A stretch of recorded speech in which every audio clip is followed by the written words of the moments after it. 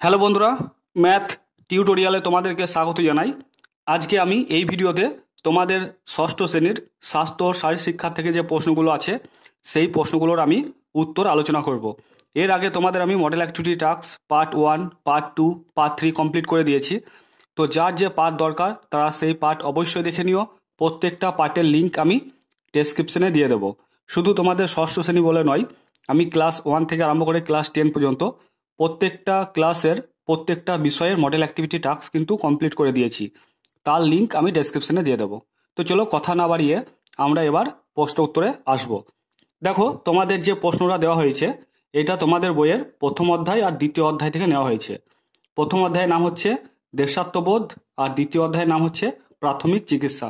তো এই দুটো অধ্যায় থেকে নেওয়া হয়েছে। প্রথমে কি বলেছে দেখো, একের দাগের বহুর মধ্যে সঠিক উত্তরটি খুঁজে বার করে টিক চিহ্ন দাও। তো কয়েকটা বলেছে ভারতবর্ষের জাতীয় পতাকার কোন রংটি নিচের দিকে থাকে? তো সাদা না সবুজ না গেরুয়া? সঠিক উত্তর হচ্ছে সবুজ। তোমরা সবাই জানো যে ভারতের জাতীয় পতাকার উপরে থাকে গেরুয়া, মাঝখানে থাকে সাদা আর একদম নিচে থাকে সবুজ। কয়েকটা কি বলেছে দেখো, জাতীয় পতাকার সাদা রং কিসের প্রতীক? সঠিক উত্তর হচ্ছে শান্তি ও পবিত্রতার প্রতীক। কয়েকটা কি বলেছে দেখো, প্রাথমিক চিকিৎসা করা হয় কখন?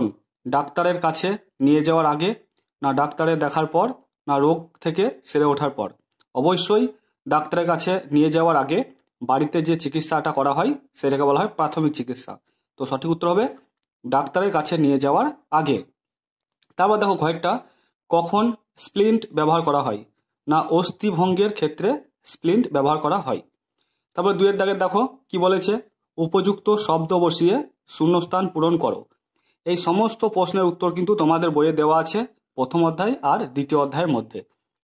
দুইয়ের কয়েকটা কি বলেছে দেখো, ভারতের জাতীয় পতাকার সাদা রঙের অংশটির মাঝে নীল রঙের 24টি কাঁটা বিশিষ্ট চক্র বসানো থাকে। তো এই জায়গায় হবে মাঝে আর এই জায়গায় হবে 24টি। তারপরে কয়েকটা দেখো, জাতীয় শোক প্রকাশে জাতীয় পতাকা অর্ধনমিত থাকার দিনেও জাতীয় পতাকা প্রথমে উঁচুতে তুলে তারপর দণ্ডের অর্ধেক পর্যন্ত নামাতে হবে। তো এখানে উঁচুতে বসবে আর এখানে অর্ধেক বসবে।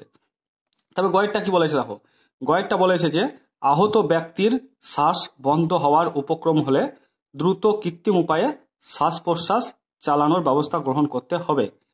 তারপর দেখো গয়েরটা কি বলেছে, বিদ্যালয়ের প্রাথমিক চিকিৎসার বাক্সে কিছু প্রয়োজনীয় ঔষধ বা জীবাণুনাশক থাকা আবশ্যক। এটা হচ্ছে জীবাণুনাশক, এটা ক, ঠিক আছে। এবার তিনের দেখো বলেছে সারণীর মধ্যে সমতা বিধান করো।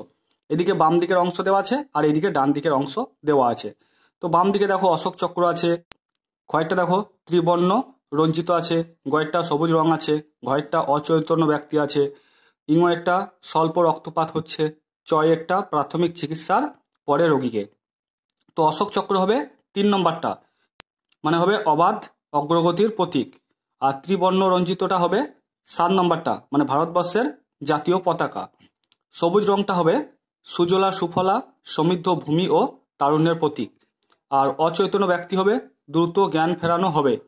তারপর স্বল্প রক্তপাত হচ্ছে, এটা 1 নম্বরটা হবে ক্ষতস্থান আঙুল দিয়ে চেপে ধরতে হবে। তারপরে চয়েরটা দেখো প্রাথমিক চিকিৎসার পরে রোগীকে, এটা 5 নম্বর হবে দ্রুত স্থানান্তরকরণের ব্যবস্থা করতে হবে। ঠিক আছে, তো তোমরা তোমাদের সঠিক উত্তরগুলো পেয়ে গেলে। এবার 4-এর দুটো প্রকল্প দেওয়া আছে। একটা প্রকল্প দেওয়া আছে জাতীয় পতাকার আদর্শ ব্যবহার বিধির ছবি সহ একটি প্রতিবেদন করো। মানে আমাদের ভারতবর্ষের যে জাতীয় পতাকাটা আছে সেটা কখন কিভাবে ব্যবহার করতে হবে সেটা আমাদেরকে লিখতে হবে, সেই সঙ্গে কোনো কোনো ব্যবহার বিধির আমাদের ছবি কিন্তু আঁকতে হবে। আর 2 নম্বরটা বলেছে দেখো কয়েকটা, তাপ প্রবাহজনিত অসুস্থতা থেকে বাঁচতে কি কি পদক্ষেপ গ্রহণ করতে হবে সে বিষয়ে একটি পোস্টার তৈরি করো। তো তাপ প্রবাহজনিত অসুস্থতা থেকে কিভাবে বাঁচবে সেই বিষয়ে একটা পোস্টার তৈরি করতে হবে, দিয়ে দুটো ছবি দেবে। তো আমি এই দুটো তোমাদের দেখাচ্ছি বইয়ে থেকে, তো তোমরা একটু দেখে নাও। আর কি কি লিখতে হবে সেটাও তোমাদেরকে আমি দেখাচ্ছি, দেখে নাও। তো প্রকল্পতে দেখো কি করা যাবে, তো এইগুলো লিখবে তোমরা। দেখো 1 নম্বরটা দেখো, যেখানেই এই পতাকাটি উত্তোলন করা হবে সেখানেই একে যথেষ্ট মর্যাদার সঙ্গে স্বতন্ত্রভাবে স্থাপন করতে হবে। মঞ্চের ডান দিকে জাতীয় পতাকা থাকবে, জাতীয় পতাকার ডান দিকে অন্য কোনো পতাকা থাকবে না। জাতীয় পতাকার বাঁ দিকে অন্যান্য পতাকা থাকবে। যে সমস্ত দর্শক মঞ্চের দিকে মুখ করে দাঁড়িয়ে আছেন তাদের বাম দিকে অর্থাৎ মঞ্চের ডান দিকে জাতীয় পতাকা থাকবে। জাতীয় পতাকার উচ্চতা অন্যান্য পতাকার থেকে বেশি হবে। জাতীয় পতাকা প্রথমে উত্তোলন করতে হবে। তো তোমরা একটা মঞ্চের ছবি আঁকবে, যেমন গ্রামে ধরো কোনো উৎসব অনুষ্ঠান হয় তখন যে মঞ্চ করা হয় সেই মঞ্চের একটা ছবি আঁকবে। সেই মঞ্চের কোন দিকে জাতীয় পতাকা থাকবে? দেখো, ডান দিকে জাতীয় পতাকা থাকবে। আর জাতীয় পতাকার ডান দিকে কোনো পতাকা থাকবে না। জাতীয় পতাকার বাঁ দিকে অন্যান্য পতাকা থাকবে। যে সমস্ত দর্শক মঞ্চের দিকে মুখ করে দাঁড়িয়ে আছেন তাদের বাম দিকে অর্থাৎ মঞ্চের ডান দিকে জাতীয় পতাকা থাকবে। ধরো তুমি এই দিকে দাঁড়িয়ে আছো, মানে এই দিক করে দাঁড়িয়ে আছো মঞ্চের দিকে, তো এটা মঞ্চ, তো আঁকবে মঞ্চটা দিয়ে এইখানে জাতীয় পতাকা কিন্তু তোমাকে মানে লম্বা করে তুলে দিতে হবে, ঠিক আছে? আর দর্শকের বাম দিকে পড়ছে আর এই মঞ্চটা ডান দিকে পড়ছে, আর এই পাশে কোনো পতাকা কিন্তু থাকবে না। আর এই দিকে বাঁ দিকে কিন্তু অন্যান্য পতাকা থাকতে পারে। আর মনে রাখবে এই পতাকাটার উচ্চতাটা হাইটটা বেশি তোমাদেরকে দেখাতে হবে। তো তোমরা রং পেন্সিলের সাহায্যে করার চেষ্টা করবে, ঠিক আছে? তারপরে দেখো 2 নম্বরটা কি বলেছে, যখন পতাকাটি সরকারি ভবনে উত্তোলন করা হবে তখন রবিবার এবং ছুটির দিন সমেত সপ্তাহের সকল দিনেই সূর্যোদয় থেকে সূর্যাস্ত পর্যন্ত জাতীয় পতাকা উঠবে। তো তোমরা একটা স্কুলের বা কোনো একটা সরকারি ভবনের ছবি আঁকতে পারো, দিয়ে পাশে একটা পতাকা এঁকে দিতে পারো আর একটা সূর্যের ছবি দিতে পারো, ঠিক আছে? তারপরে 3 নম্বরটা কি বলেছে, জাতীয় পতাকা সবসময় দ্রুত গতিতে দীপ্ত ভঙ্গিতে ধীরে ধীরে সৌজন্যের সঙ্গে অবনমন বা নামানো উচিত। এই সময় যদি বিউগল বাজানো হয় তাহলে সেই বাজনার সময়েই পতাকা ওঠাতে ও নামাতে হবে। পতাকার গেরুয়া রঙের দিক সবসময় উপরে থাকবে। তো এই পয়েন্টটা লিখবে, তারপরে একটা পতাকা ছবি আঁকবে, উপরে দেবে গেরুয়া রং, মাঝখানে সাদা আর নিচে সবুজ, ঠিক আছে? তারপরে দেখো 5 নম্বরটা কি বলেছে, জাতীয় পতাকা বহন করবার সময় অকুঞ্চিত অবস্থায় সোজা করে নিতে হবে। কোনো মিছিলে নিতে হলে মিছিলের সর্বাগ্রে উঁচু করে যোগ্য ব্যক্তিকে ডান কাঁধে পতাকা বহন করতে হবে। তো একটা মানুষের ছবি আঁকবে, দিয়ে ডান দিকে মানুষের কাঁধে পতাকাটা আছে এরকমভাবে একটা ছবি আঁকবে, ঠিক আছে? তারপরে 6 নম্বরটা দেখো, যদি একই লাইনে অন্য পতাকার সঙ্গে জাতীয় পতাকা ওঠানো হয় তবে অন্য সব পতাকার থেকে জাতীয় পতাকা সবার উপরে থাকবে। ধরো 3টে পতাকা আঁকলে, এইখানে একটা পতাকা আঁকলে, এইখানে একটা পতাকা আঁকলে আর একটা পতাকা এবার উপরে আঁকলে, দিয়ে দড়ি দিয়ে দেখাচ্ছ আর কি পতাকাগুলো উঠছে।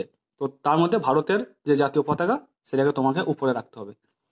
তারপরে দেখো 7 নম্বরটা কি বলেছে, সাধারণত জাতীয় পতাকা যেসব গুরুত্বপূর্ণ সরকারি ভবনে উড্ডীন রাখা হয় সেখানে জাতীয় শোক প্রকাশ করতে কিংবা কোনো ব্যক্তি বা রাষ্ট্রের প্রতি সম্মান দেখানোর সময় জাতীয় পতাকা অর্ধনমিত রাখা হয়।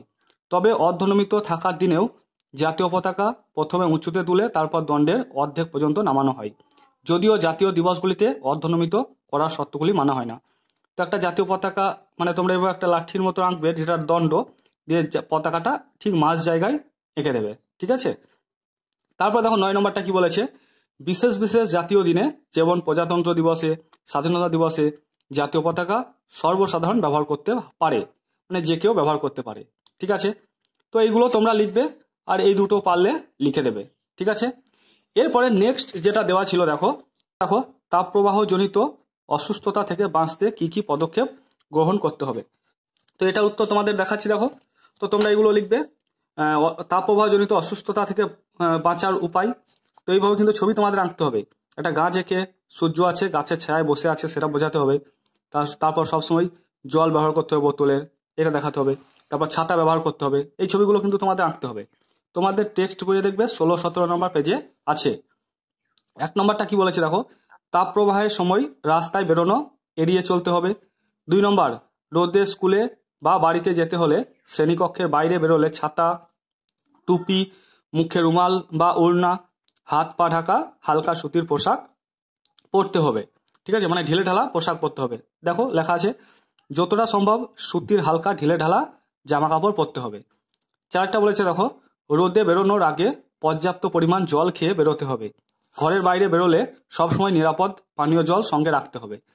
তারপর দেখো 5 নম্বরটা, কিছুক্ষণ অন্তর অন্তর ORS বা নুন চিনি মিশ্রিত নিরাপদ পানীয় জল বা ফলের রস পান করতে হবে। 6 নম্বরটা দেখো, একটানা অনেকক্ষণ রোদে না হেঁটে প্রতি আধ ঘন্টা অন্তর কিছুক্ষণ গাছের ছায়ায় বা বিশ্রামালয়ে বিশ্রাম নিতে হবে বা তুলনামূলক ঠান্ডা জায়গায় আশ্রয় নিতে হবে।